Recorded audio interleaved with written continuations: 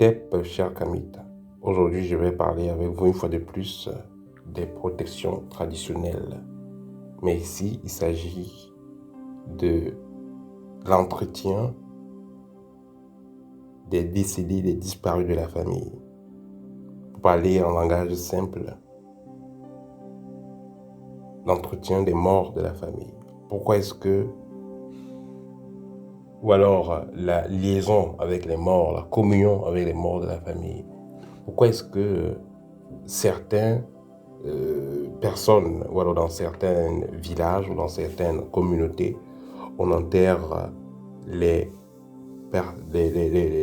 décédés de la famille dans l'environnement familial, c'est-à-dire dans la maison parfois, ou dans la clôture de la maison.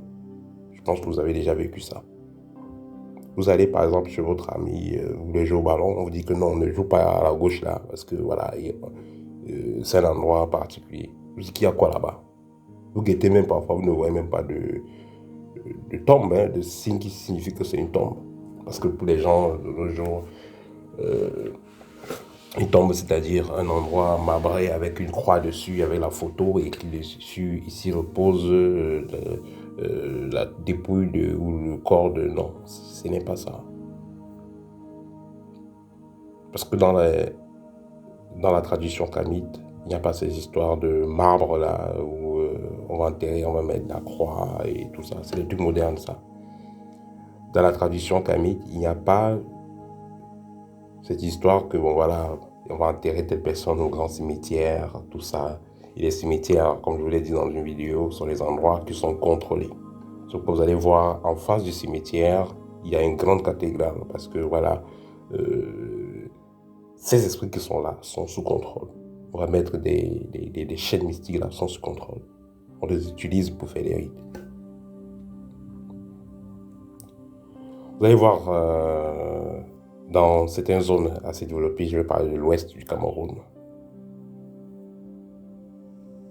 vous allez rarement trouver ces types de cimetières là. Chaque famille va enterrer ses disparus derrière la maison. Donc il y a peut-être une grande concession qui regroupe peut-être 5 à 10 maisons. Et là, c'est toute une grande famille qui réside là. Et quand ils ont quelqu'un qui va mourir, on va l'enterrer dans une salle particulière, où on peut l'enterrer même un endroit de la cour, mais après, on va retirer une partie de la personne pour mettre dans une salle particulière. Voilà. Donc, que ce soit au centre, au sud, au nord, presque dans toutes les zones du Cameroun et de l'Afrique, si on va aller dans la tradition profonde, on parlait rarement des histoires de cimetières, surtout à l'occidental, rarement. Parce que justement, on suppose que chaque famille a une certaine intimité avec ses disparus. Donc, si la famille X a eu quelqu'un qui est mort, on va pas, pourquoi est-ce qu'on va l'enterrer mélangé avec les gens de n'importe où là, puisqu'on sait que la mort n'existe pas dans nos traditions. Qu'à côté de la dépouille mortelle d'un individu, il y aura toujours la conscience de l'individu qui sera toujours en train de planer là. Il y aura toujours son esprit qui sera quelque part. Voilà, donc la petite histoire, moi personnellement, j'ai j'ai dormi pendant 6 mois sur une tombe. Mais je ne le savais pas au départ. Qu'est-ce qui s'était passé? En tant que chercheur, j'étais allé dans la zone du sud. Voilà, à peu près, pas très loin de Bouillabaisse. Voilà, chez Jean Tonton, où je faisais des initiations, des recherches sur les plantes et tout ça. C'est d'ailleurs dans cet endroit-là que j'ai eu à expérimenter l'ouverture directe du troisième œil par les portions magiques. Alors, j'étais arrivé chez le tonton, j'ai fait 6 mois. Je partais l'aider le matin, on partait dans les champs, on partait cultiver, voilà, le manioc. Voilà, le manioc, parfois on allait faire la pêche la nuit, la pêche au crabe, voilà, parce que je sais très bien, j'ai appris ça. Pour moi, c'était une expérience magnifique. Non seulement, là où moi j'ai grandi, vous savez, je suis issu d'une famille très bien. Voilà, je viens d'une famille très riche, une famille très bien. Et ce qui fait que je n'avais pas eu à faire certaines expériences, c'est-à-dire aller dans la forêt, aller dans la nature, tout ça. Bon, c'était toujours, vous êtes à la maison, le chauffeur vous accompagne, l'école, tout ça. Donc, moi, c'était magnifique. Voilà. Donc, vivre en forêt, aller vivre pas loin de la forêt, dans un village, aller cueillir du vin blanc, je sais très bien le faire. Hein. Cueillir du vin blanc, aller pêcher, aller tendre les pièges, je sais très bien le faire. Aller tendre les pièges et tout ça. Moi, c'était paradisiaque. Et en plus de ça, aller donc dans la nature, recueillir par exemple des encens.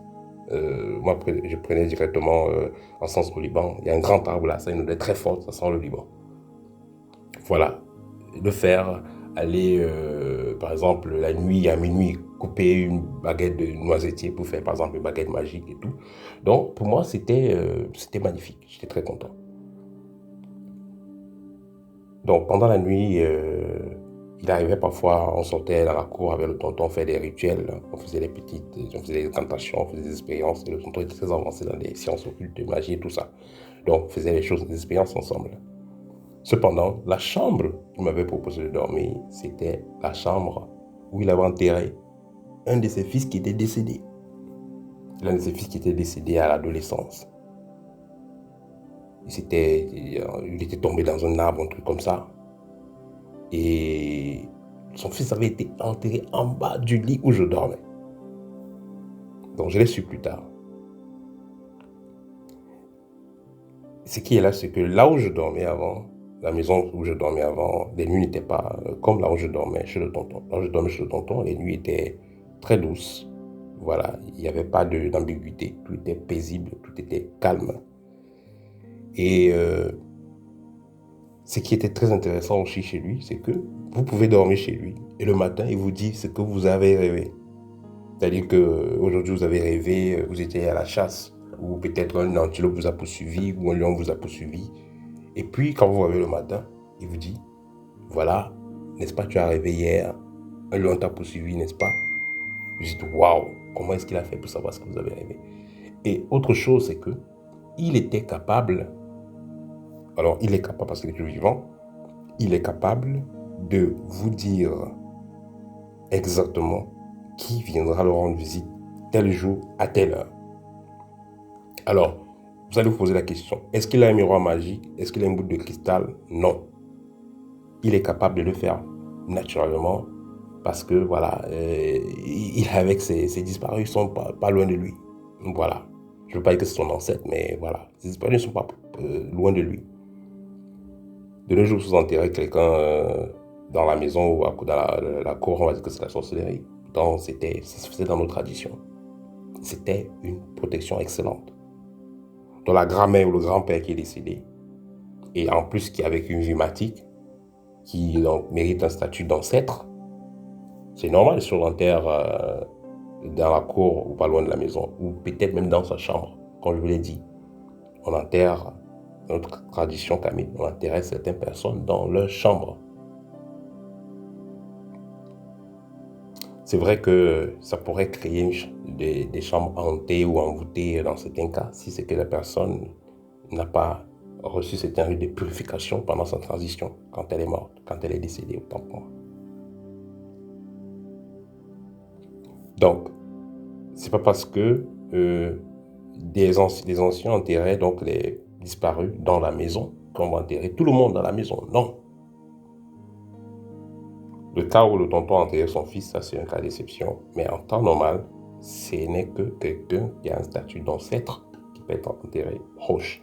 Si c'est quelqu'un qui était mauvais, qui tuait des gens, qui était dans les loges, les sectes et tout, si on l'enterre même dans la clôture, dans la maison de la clôture, la maison sera hantée, les gens seront attaqués, les gens ont des repas de nuit, des couches de nuit, parce qu'il va passer son temps à pomper les énergies des gens, parce que lui n'est pas dans l'équilibre. Mais si la personne qui est décédée, qui transite, cette personne est partie dans l'équilibre, ou alors on a équilibré les énergies de cette personne avant son départ, alors cette personne sera donc une lumière depuis l'au-delà, depuis le monde invisible, pour accompagner ceux qui sont dans le vivant. Ce qui signifie donc que, au cas où un sorcier va venir sortir de son corps pour venir attaquer un enfant de la clôture, un enfant de la maison, automatiquement, donc le vieillard qui était décédé là, il va s'attaquer à la personne. Parce que nous n'avons pas, la mort n'existe pas en tant que telle. Nous n'avons plus la même structure que celui qui a quitté ce monde physiquement. Il est toujours vivant, mais physiquement, il n'est plus palpable. Mais sinon, il est toujours là. Il est toujours vivant. Mais sur une autre fréquence. Et nous, qui sommes dans la matière, nous nous accordons à la fréquence de l'autre qui est parti quand nous sommes, par exemple, dans les rêves. Donc, sur le plan astral ou sur le cas énergétique, c'est un plan. Ce qui fait que celui qui est mort, entre guillemets, qui est décédé, qui a transité, peut toujours agir dans le plan énergétique qui est donc proche du plan physique. Ce qui fait qu'on peut entendre des voix et voir des choses. Donc, si vous avez donc votre proche qu'on a enterré dans un village, qui est décédé, et on a enterré dans un cimetière public de l'État, où on a fait des rites pour encercler et limiter ces esprits-là, il ne sera pas de grande utilité. Celui donc qui a enterré son proche à côté de chez lui peut être très dangereux. Parce que voilà, pas dans le sens négatif, hein. Il y aura une excellente protection, c'est-à-dire que venir l'attaquer, il y aura toujours le proche là qui sera là pour parler. Parce que là, on va dire que il vit avec le décédé, avec le transité. Ils vivent ensemble. C'est vrai que celui qui n'est plus de ce monde physique, il a d'autres échafauder dans d'autres dimensions, mais il y a une partie de lui qui va rester avec les vivants. Et il va contribuer au bonheur de la lignée, d'une certaine façon. Voilà, donc ça c'était un partage que je voulais faire avec vous en ce qui concerne la protection spirituelle traditionnelle liée à la gestion des disparus, liée à la communion avec les disparus, liée à la communion avec les ancêtres. Si vous avez vécu des cas pareils, vous connaissez vous connaissez des personnes qui ont vécu des expériences, n'hésitez pas à le partager avec nous dans la chaîne. Au TEP et à très bientôt.